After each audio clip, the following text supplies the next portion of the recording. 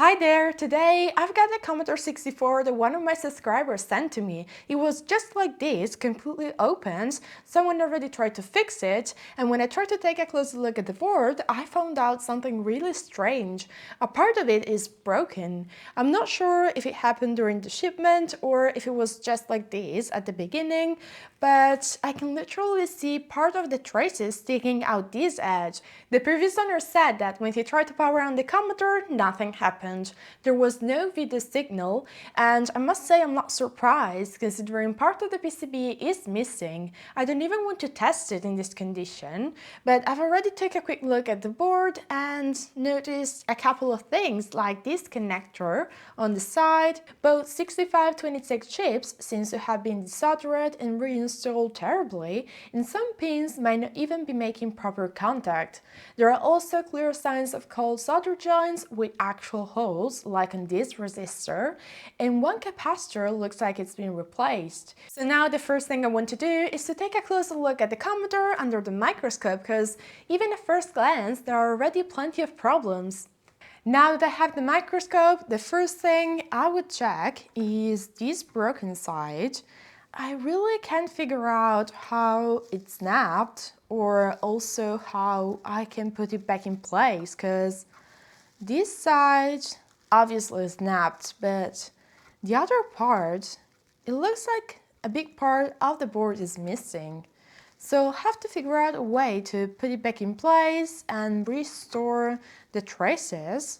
But before doing that, I also want to sort out all the other issues on the board, because once I restore these traces, which are really small, I'll have to be careful to this side. So let's try to fix other problems of the board first, because I've noticed a lot of things, like, for example, this connector over here. Maybe this Commodore fell out and the board snapped and these pins got ruined, even though this part obviously got ruined by a soldering iron. There are also black residues on these pins over here, so maybe someone tried to remove solder from this side of the board and eventually damage the connector, because you can really see that on the other part of the PCB, someone tried to desolder the 6526, but they really didn't do a great job. And there is also a bit of corrosion. And then here on the power switch, I also noticed that these three pins are all connected, so I'll definitely need to redo these solder joints. And also there are a lot of cold solder joints all over the board, even on this resistor over here. And then they obviously replaced this capacitor, but as you can see, they did it in the wrong direction, because this is the positive side and they placed the negative. They also didn't do a great job at desoldering, so I obviously need to do a lot of work on this board, but let's start by replacing the connector. Let's start by removing the connector, but before doing anything, I also want to remind you that my videos are based on my personal experience and should not be interpreted as tutorials. Certain repair procedures involve handling internal power supply components that might retain an electric charge. Do not attempt to replicate my actions without the guidance of an expert. And to start, I just added a bit of flux to make things easier. It really helps the solder flow and keeps the pads cleaner. Then I go in with my soldering iron and some desoldering braid. Honestly, I prefer using the braid instead of a desoldering gun or a hot air station.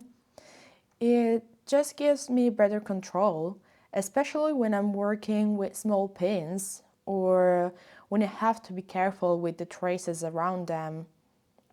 Also, my desoldering station, it's a bit on the cheap side, so it doesn't desolder that well. Also, when there's a lot of lead in the solder, the braid just soaks everything up perfectly if you take your time and also if you use a bit of flux. Okay, so I removed the connector and I have to say it wasn't easy since when I hit the pins, the plastic softened and they started to shift. I'll have to replace it with this connector.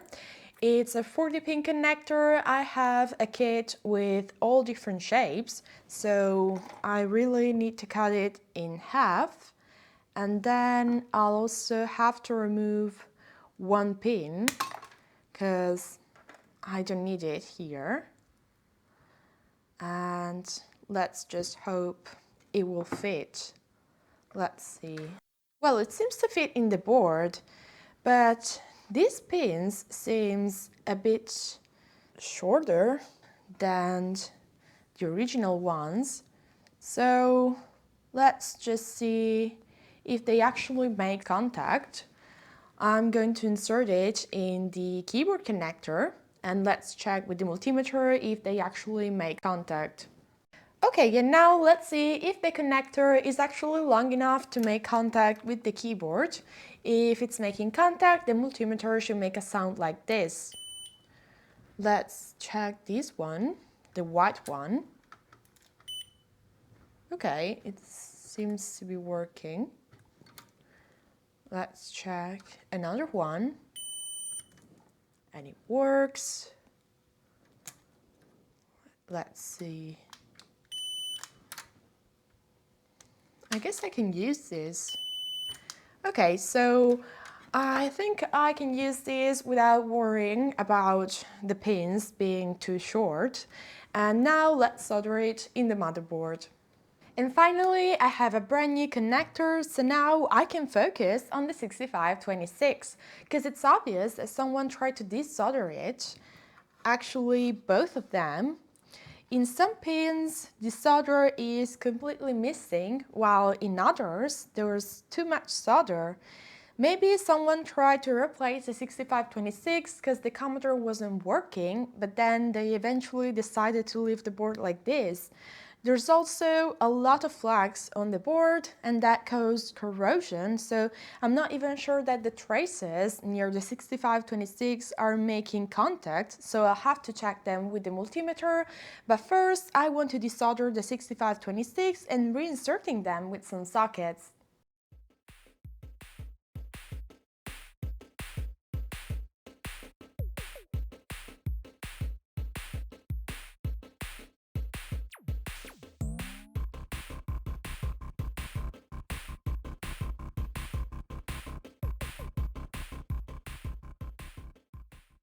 I removed the 6526, but while I was cleaning the traces before testing them with the multimeter, some of the traces just fell out. I'm not sure why. I was just cleaning them with some contact cleaner and a cotton swab and I didn't apply much pressure. I guess that this area is very corroded.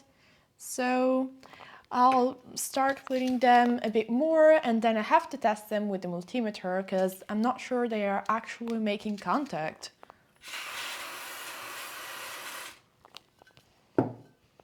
Just a cotton swab and I'll try to be gentle. I don't want other traces to be removed. I gave everything a proper cleaning, even the connector, and now let's check the traces with the multimeter and see if they actually make contact. The first one is connected to this pin. Okay, it works. The second is connected to this connector over here, and it's working. Third here. And then over here, well, they actually work. So maybe I didn't have to worry.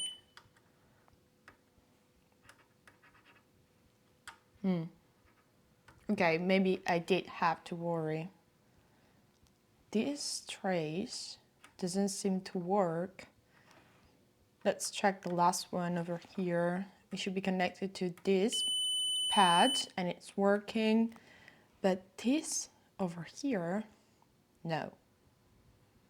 Let me scrub. Okay, it makes contact here, so I guess I'm losing connection between here and here. Maybe there, but it just looks a little scratch. I'm not sure if I'm actually losing contact there. Let me scratch this trace a little bit. Yes, I guess I do lose contact there. Let's see. Makes contact here, but not here. So I'll have to rebuild this trace. Okay, that seems to be fine. Let's cut this part and check with the multimeter if I manage to fix this. Let's see if it makes contact. And it should make contact here. And it works now. So I guess I'll check this area a bit more just to be sure. But the other pins and traces seems to be fine. And then I'll insert the new sockets.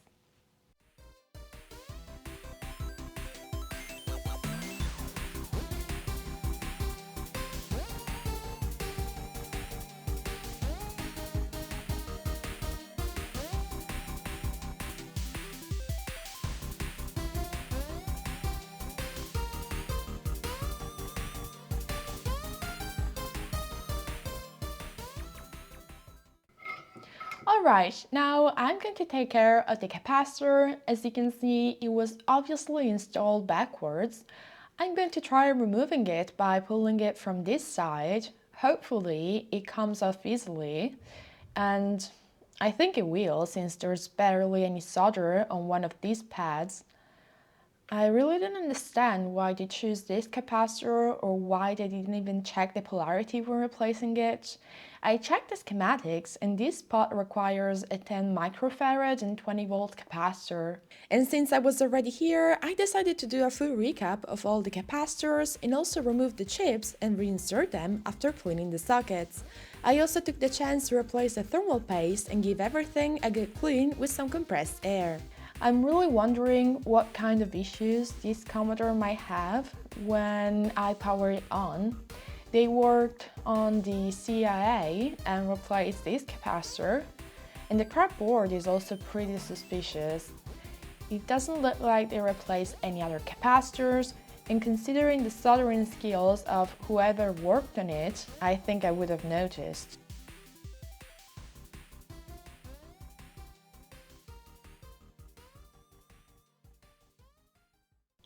And now, after a full recap, I also want to take care of the power switch. As you can see, we have some cold solder joints, and also these 3 pins are all connected. So I definitely want to remove this old solder and reinserting the switch.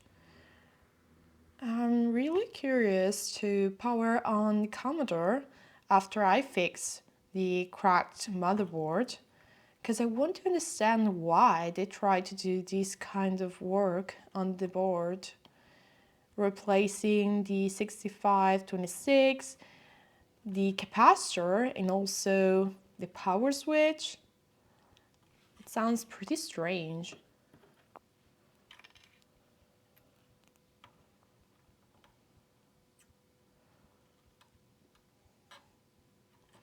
Yeah, maybe there's a bit too much solder to use the braid. I think I'll just use this and try to absorb all the solder.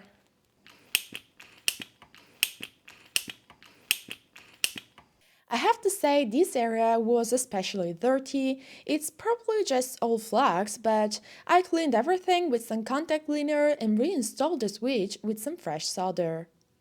And now the last thing I need to take care of is this part of the board, which is not just cracked, but the whole part is missing. So I'm going to be using UV resin. I also 3D printed this support so the resin can fill that gap, and then I'll have to rebuild those traces. But before doing that, I also want to mention today's sponsor, PCBWay. They offer many services, including custom PCBs, assembly, injection molding, 3D printing, and many other features you can explore on their website. Whether you're putting together a small simple project or working on something much more advanced, it's really easy to customize almost every part of it. You can choose the exact size, layout, and shape you need, and even decide on details like the solder mask color and how the traces will look. Their website also has a large active community where people from all over the world share their creations. Many of these projects have a great retro feel, and often spend time browsing through them to find inspiration or just to admire the creativity. So if you're interested, I'll leave a link in the description below, and now let's take care of the Commodore. The resin is much harder to remove compared to the solder mask, so I didn't want to put it on the traces before reconnecting them. I'll try applying it only on the empty spaces between the two sections. I cured everything with a UV torch, and after a few minutes it had completely hardened. So now that I have a first layer, I also want to add a bit more resin here on the corner, so this part is secured and I can start rebuilding the traces. And now I want to scratch these traces just a little bit so I can connect them to the other part of the board. I really don't want to ruin them, so I'll just do that carefully. Fixing these traces wasn't easy. They are really small, and at first I just relied on the schematics and a picture of a Commodore 64 of the same model. The flux made things much easier. After scraping the traces, I applied some where I needed to solder, then added solder to both the copper wire and the traces. Once I reconnected each one, I checked continuity with the multimeter, and now the only thing left is to insulate the traces.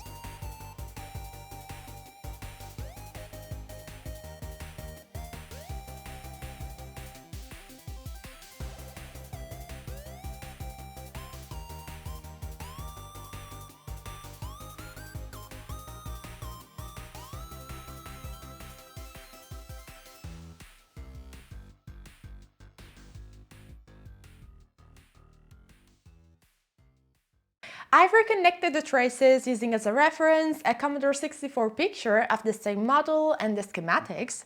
And now let's see if they actually make contact.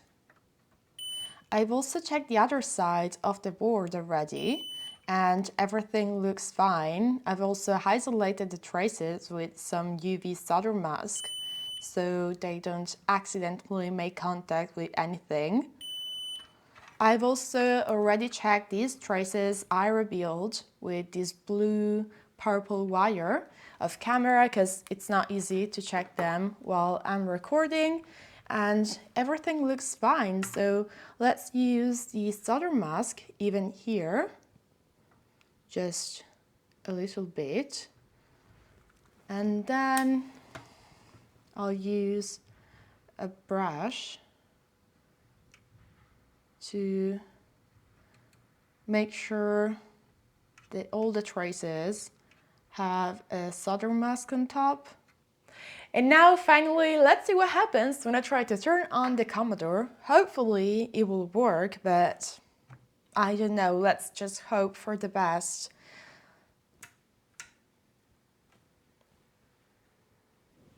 It works! Unfortunately, I have to put everything back in place to test the keyboard and a game, but for now it turns on. Let's also check the voltage to see if it's right. For example, on the CPU, on pin 6, I should have 5 volts, and it says almost 4.5, okay. On the 6526, on pin 20, I should have 5 volts. It's a bit lower, but still within range. Well, everything seems fine, so let's put everything back in place to test the keyboard in a game. So I cleaned the case, removed the screws that had been taped to it, then reassembled everything. I finally tested the keyboard, but it wasn't working. There was actually a problem because it wasn't typing correctly. I noticed that the lead key was constantly being pressed because it no longer had a spring. I replaced it with a spare one and the issue was gone. Then I inserted a cartridge and it read the game perfectly. And since everything is working, this video ends here. As always, I hope you liked this repair. And I have to say, this time it was really hard trying to get this Commodore working. Let me know in the comments if you ever tried to fix a cracked motherboard. And also, I'm not quite sure of what kind of fix and repair the previous owner was trying to make, because everything seems to be working fine. So if I find any issue, I'll post an update. But for now, don't forget to subscribe to the channel for more content like this and to my Patreon page, and see ya in the next video. Bye!